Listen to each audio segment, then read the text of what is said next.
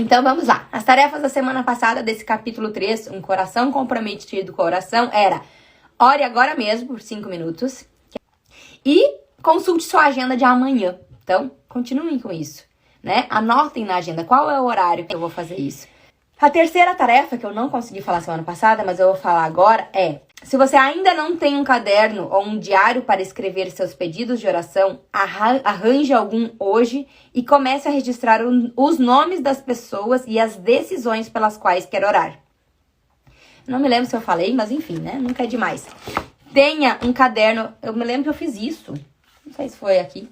Tenha um caderno de oração. O meu tem um OR, acho que eu mostrei isso pra vocês, né?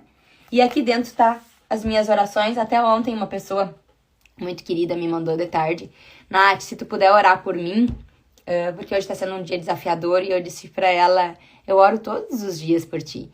Então o nome tá no meu caderno da oração. E isso é muito importante, porque se a gente vai aleatoriamente, eu vou lá, e sim, pode também, né? Mas o caderno da oração nos dá um norte, faz a gente não esquecer de coisas importantes que talvez ali no momento da emoção a gente esqueça. Então façam esse caderno e escrevam nesse caderno pelas pessoas, pelo que vocês querem orar.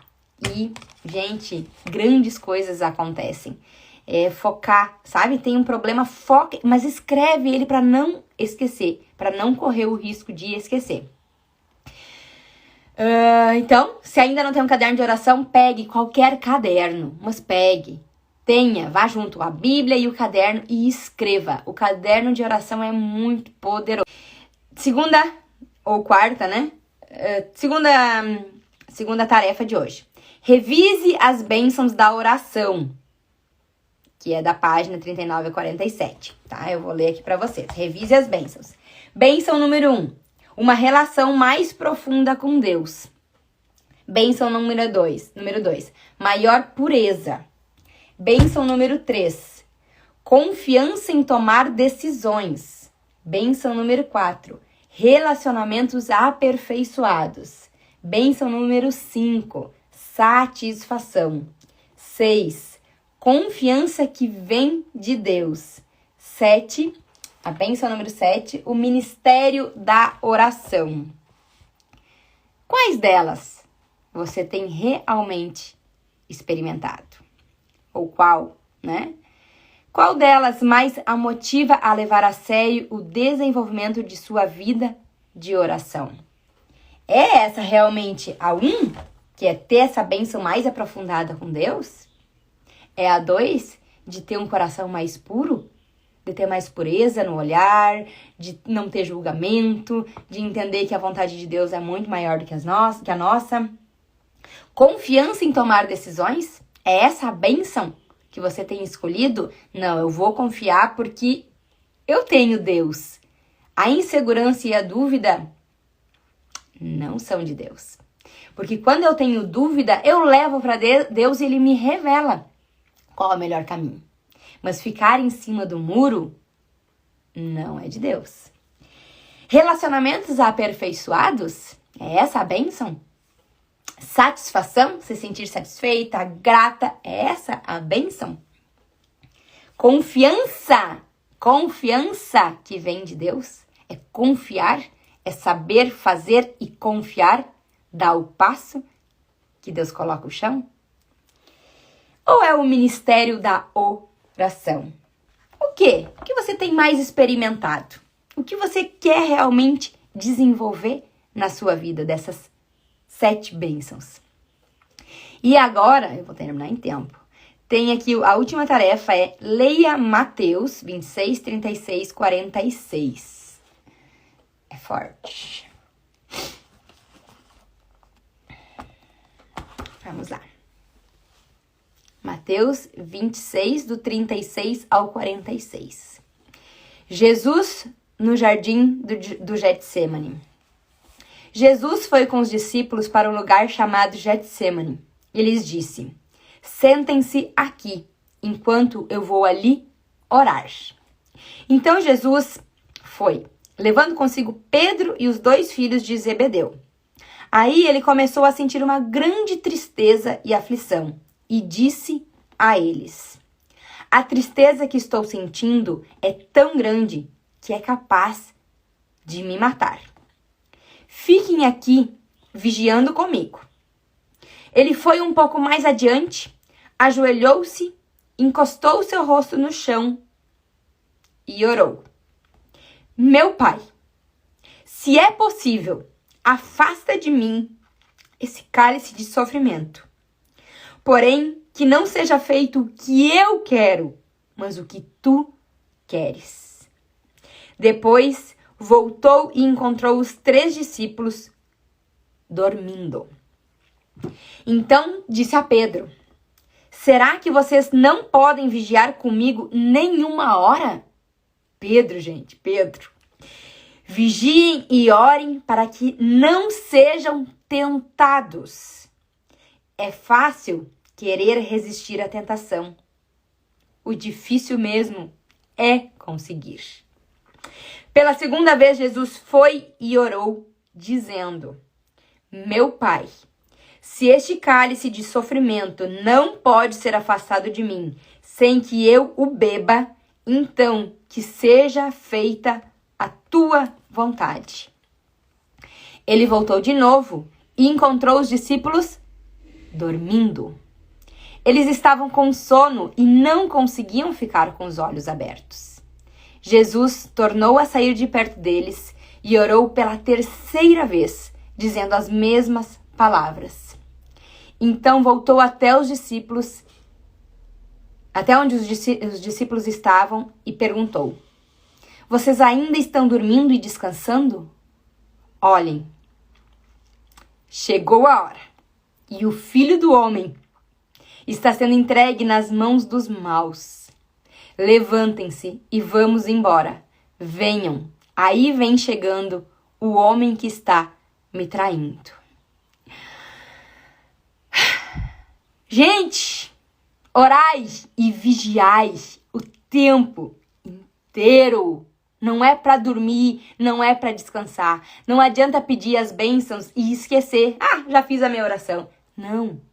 Se Jesus falou aqui com os discípulos, com Pedro e mais os 2 filhos de Zebedeu, pediu para eles, Jesus, o Filho do Homem, que aqui, né, essa história nada mais é do que o Judas que entregou ele e ele logo foi, né, preso, enfim, depois a morte na cruz, porque ele disse, Pai, seja feita a tua vontade. Afasta de mim esse cálice, mas se for da tua vontade, eis-me aqui. Então ele fez tudo isso para nos salvar, para nos libertar de todos os pecados. Mas o quanto que ele pediu, ele teve que pedir para o Pedro e para os outros 2 discípulos, orai e vigiai comigo, estejam comigo. E eles dormiam porque estavam cansados. Eles dormiam porque tinham tido um dia pesado. E olha o que se aproximava aí. Se aproximava a morte da cruz, que é a pior morte que existe, a pior dor. Jesus sofreu muito para que nós fôssemos salvos. O que você vê aqui, nesse capítulo, o que você vê aqui sobre a vida de oração de Jesus? Que detalhe mais a impressiona? Que aspecto mais a desafia? E o que você pode fazer para cultivar um coração de oração? O tipo de coração que Jesus dá o exemplo. Ele é o Filho do Homem. Já estava tudo predestinado. Jesus era a opção, a segunda opção de Deus quando Deus criou o mundo. Deus criou o mundo para ser maravilhoso, para ser perfeito, mas ele tinha uma carta na manga. Caso acontecesse o que aconteceu, Adão e a Eva, né? Decidiram, porque ele decidiu algo para a humanidade ao dar o livre-arbítrio. Então, ele sabia. Deus é maravilhoso, ele é perfeito. E aí ele tinha essa segunda opção, que era Jesus. E Jesus sabia, né, de tudo que ia passar. E mesmo assim, ele estava ali, dando o exemplo da oração. Os discípulos, os apóstolos, estavam cansados, dormindo. Mas Jesus foi lá e orou por 3 vezes. Prostrou o seu rosto no chão e orou por 3 vezes, pedindo para que Deus fizesse a vontade dele. E você? Tem sido cansada demais para orar? Tem procrastinado demais a sua bênção? As nossas bênçãos estão todas disponíveis, mas tem um preço a ser pago. E esse preço não é em dinheiro. Ou é. Depende como você enxerga o seu tempo. Se você enxerga como tempo como dinheiro. Ou é. Mas é uma decisão.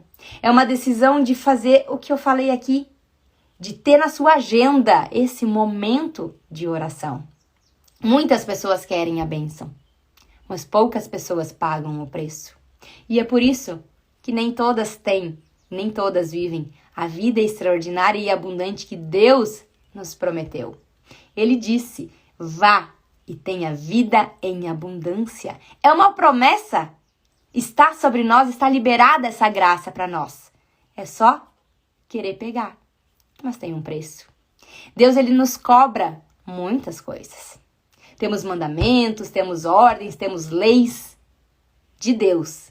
E as humanas também, que a gente precisa seguir. Mas a maioria das pessoas decide por não querer seguir as regras, seguir as leis. E como contrapartida, não recebe a bênção. Vai doer. Transformar dói. Transformar, eu preciso abrir mão, talvez, de sair para balada, para ir no culto. Domingo falávamos sobre isso, né? No encontro do Labrasa, até brinquei que alguém disse, ai, tu não vai, deixa ela ir pra sei lá onde, uma festa.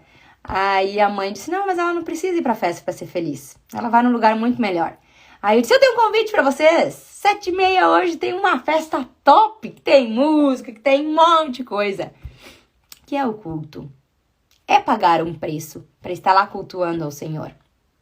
É maravilhoso.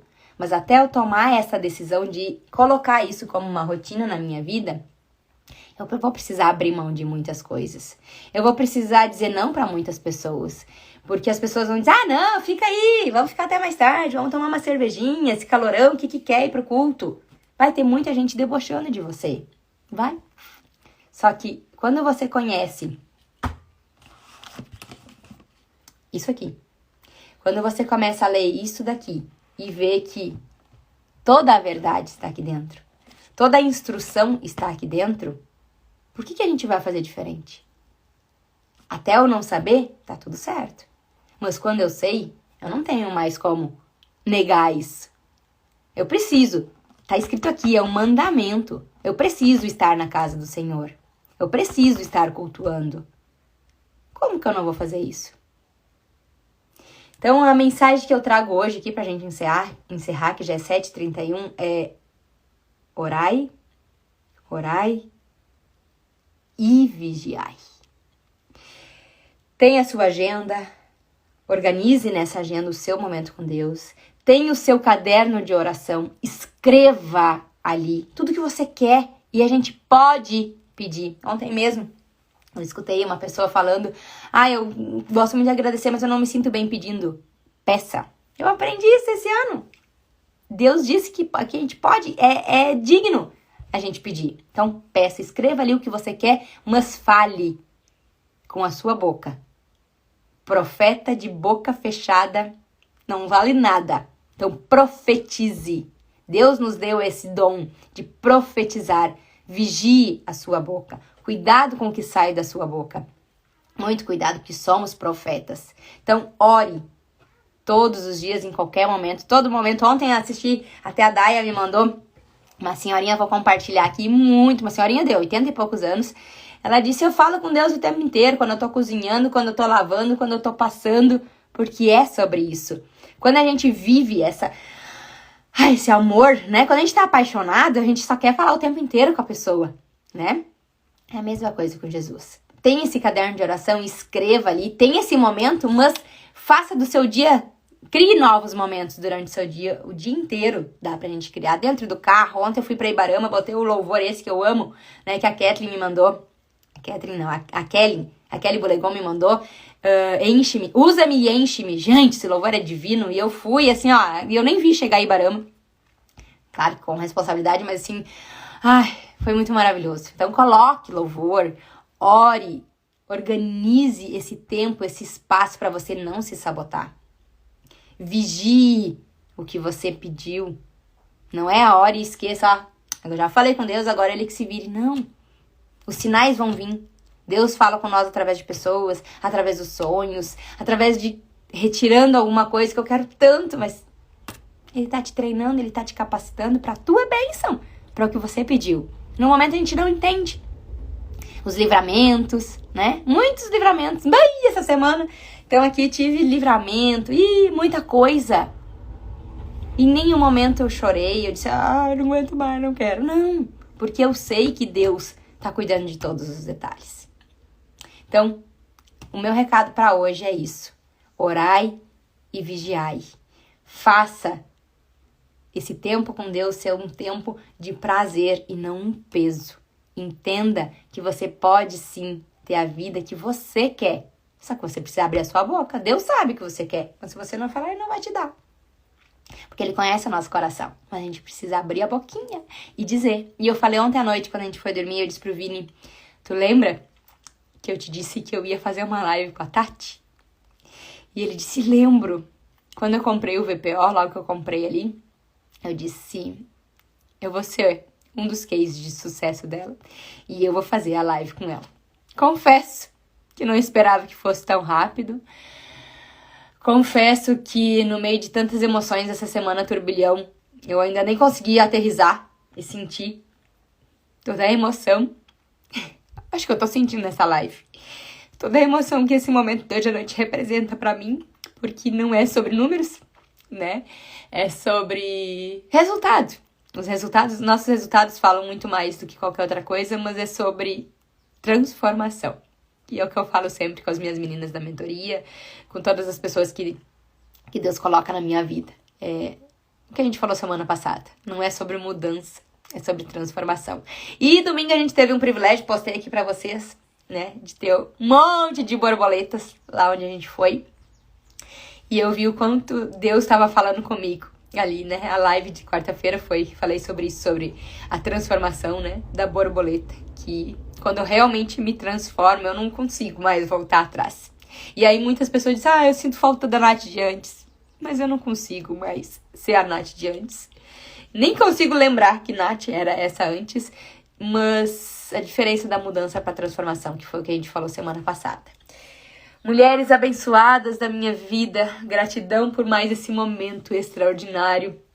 Essa quarta-feira abençoada que eu confesso que ontem à noite eu pensei, eu tenho tanta coisa pra fazer. Já vai ter live de noite, pensei nisso, já vai ter live de noite, então não preciso ir. Ei, Deus disse, tem gente te esperando, tem pessoas precisando receber essa mensagem.